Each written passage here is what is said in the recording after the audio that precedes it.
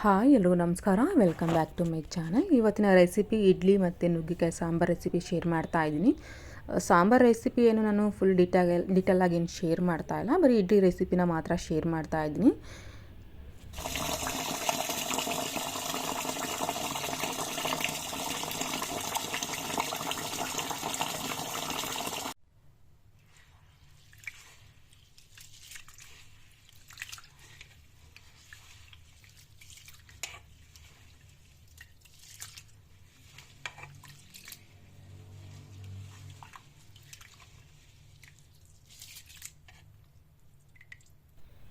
ಇಲ್ಲಿ ನಾನು 1 kg ಅಕ್ಕಿ ತೊಗೊಂಡಿದ್ದೀನಿ. ಅಕ್ಕಿ ಎಲ್ಲ ಚೆನ್ನಾಗಿ ವಾಶ್ ಮಾಡಿಕೊಂಡು ಇವಾಗ ಸ್ವಲ್ಪ ಉದ್ದಿನಬೇಳೆ, ಸ್ವಲ್ಪ ಕಡಲೆಬೇಳೆ, ಹಾಗೆ ಸ್ವಲ್ಪ ಮೆಂತ್ಯ, ಇದಿಷ್ಟನ್ನು ತೊಗೊಂಡಿದ್ದೀನಿ. ಸ್ವಲ್ಪ ಉದ್ದಿನಬೇಳೆ ಜಾಸ್ತಿನೇ ತೊಗೊಂಡಿದ್ದೀನಿ. ನಿಮಗೆ ಕಡಲೆಬೇಳೆ ಬೇಕು ಅಂದರೆ ಹಾಕ್ಕೊಳ್ಳಿ, ಇಲ್ಲಾಂದರೆ ಸ್ಕಿಪ್ ಮಾಡಿ. ನಾವು ಸ್ವಲ್ಪ ಕಡಲೆಬೇಳೆ ಹಾಕಿದ್ರೆ ಮತ್ತು ಮೆಂತ್ಯ ಹಾಕಿದ್ರೆ ಸ್ವಲ್ಪ ಟೇಸ್ಟ್ ಚೆನ್ನಾಗಿ ಬರುತ್ತೆ, ಸ್ವಲ್ಪ ಚೆನ್ನಾಗಿ ಬರುತ್ತೆ ಇಡ್ಲಿ ಅಂತ ಹಾಕಿದ್ದೀನಿ ಅಷ್ಟೇ. ನಿಮಗೆ ಬೇಕು ಅಂದರೆ ಹಾಕ್ಕೋಬೋದು, ಇಲ್ಲಾಂದರೆ ಸ್ಕಿಪ್ ಕೂಡ ಮಾಡ್ಕೋಬೋದು.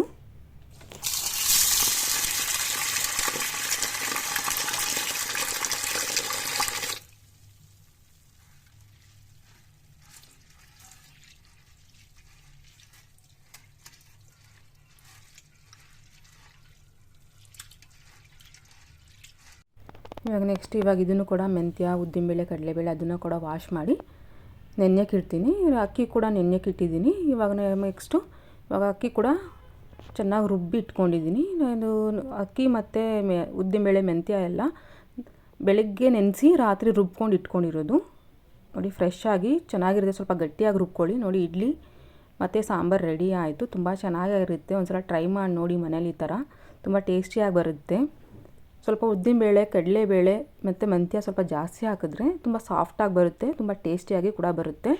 ಇಲ್ಲಿ ನಾನು ನುಗ್ಗೆಕಾಯಿ ಸಾಂಬಾರು ರೆಸಿಪಿ ಏನು ಶೇರ್ ಮಾಡಿಲ್ಲ. ನಿಮಗೆ ರೆಸಿಪಿ ಬೇಕು ಅಂದರೆ ನನಗೆ ಕಾಮೆಂಟ್ ಮೂಲಕ ತಿಳಿಸಿ.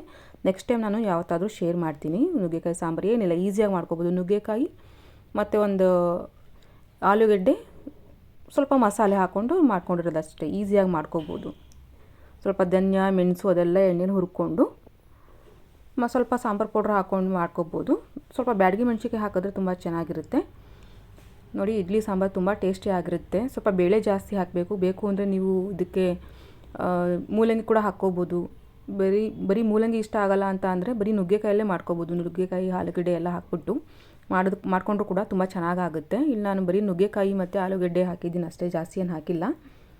ಈಸಿಯಾಗಿ ಮಾಡ್ಕೋಬೋದು. ನಮ್ಮ ರಾಜ್ಕುಮಾರ್ ಏನು ಮಾಡ್ತಾ ಇದ್ದಾನೆ ನೋಡಿ.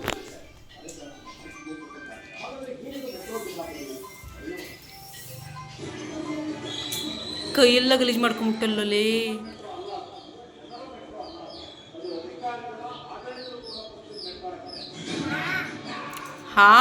ಹಾನಾ ಕೋಲ್ಡ್ ಆಯ್ತಾ? ತಿರುಗಿ ಕಡೆ ಕೋಲ್ಡಾ? ವಾಟರ್ ಮಿಲನ್ ಏನಪ್ಪ ಅದು? ವಾಟರ್ ಮಿಲನ್ ಏನಪ್ಪ ಅದು? ಏನು ಅರ್ಲಿಲ್ಲ ಏನು? ಏನಪ್ಪ ಅದು? ವಾಟರ್ ಮಿಲನ್ ಏನು? ಬೀಜ ತಿನ್ನು ತಿನ್ನು ತಿನ್ನೋ.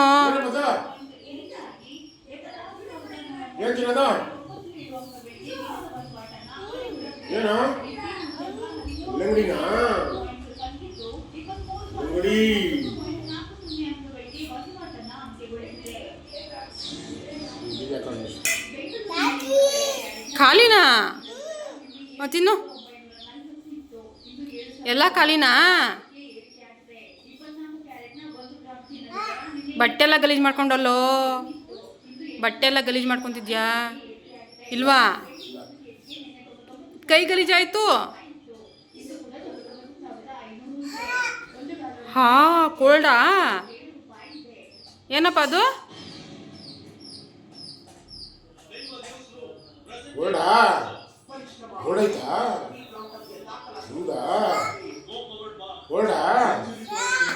ಬಟ್ಟೆ ಗಲೀಜಾಯ್ತಲ್ವಾ? ಬಟ್ಟೆ ಇಲ್ಲ ಇಲ್ಲ, ಕೈ ಗಲೀಜಾಗೋಯ್ತಾ? ಏನು ಗಲೀಜಾಯ್ತು? ಏನು ಗಲೀಜಾಯ್ತು? ಬಟ್ಟೆ ಆಗಿಲ್ವಾ? ಬಟ್ಟೆ ಗಲೀಜಾಗಿಲ್ವಾ? ಅಣ್ಣನ ಕೂಗು. ಎಲ್ಲವನು ನಿಮ್ಮಣ್ಣ ಎಲ್ಲ ಅಣ್ಣ ಕೂಗು. ಅಣ್ಣನ ಕೂಗ.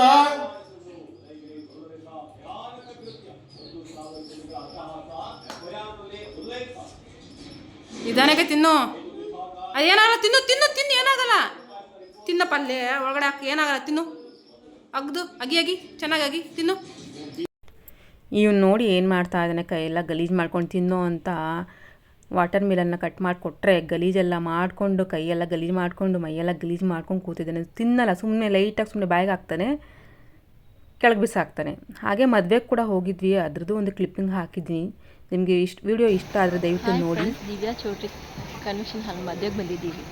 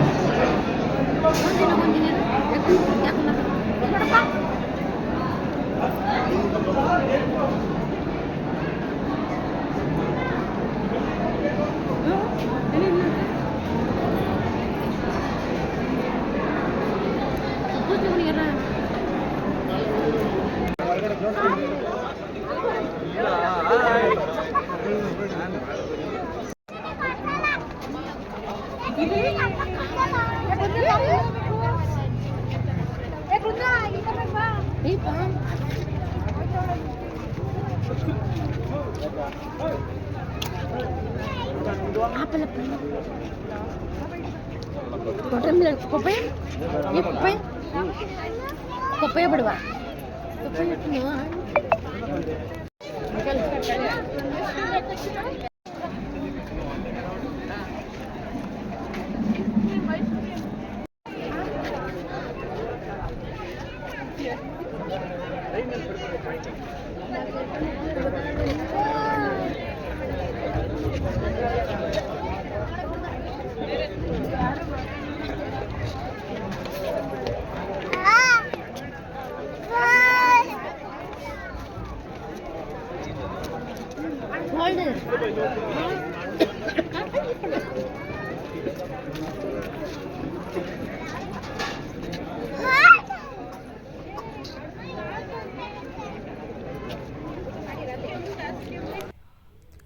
ಇವತ್ತಿನ ಈ ವಿಡಿಯೋ ಇಲ್ಲಿಗೆ ಎಂಡ್ ಮಾಡ್ತೀನಿ. ನಿಮಗೆ ಇವತ್ತಿನ ಈ ವಿಡಿಯೋ ಈ ವ್ಲಾಗ್ ಇಷ್ಟ ಆದಲ್ಲಿ ದಯವಿಟ್ಟು ಲೈಕ್ ಮಾಡಿ, ಶೇರ್ ಮಾಡಿ, ಹಾಗೆ ಸಬ್ಸ್ಕ್ರೈಬ್ ಮಾಡೋದನ್ನು ಮಾತ್ರ ಮರಿಬೇಡಿ. ಹೊಸಬ್ರು ಯಾರಾದರೂ ನನ್ನ ಯೂಟ್ಯೂಬ್ ಚಾನಲ್ನ ಹೊಸದಾಗಿ ನೋಡ್ತಿದ್ರೆ ದಯವಿಟ್ಟು ಲೈಕ್ ಮಾಡಿ, ಶೇರ್ ಮಾಡಿ, ಹಾಗೆ ಸಬ್ಸ್ಕ್ರೈಬ್ ಮಾಡಿಕೊಂಡು ನನ್ನ ಯೂಟ್ಯೂಬ್ ಚಾನಲ್ ನೋಡಿ ಅಂತ ಹೇಳ್ತಾ ಇವತ್ತಿನ ಈ ವ್ಲಾಗ್ನ ಎಂಡ್ ಮಾಡ್ತೀನಿ.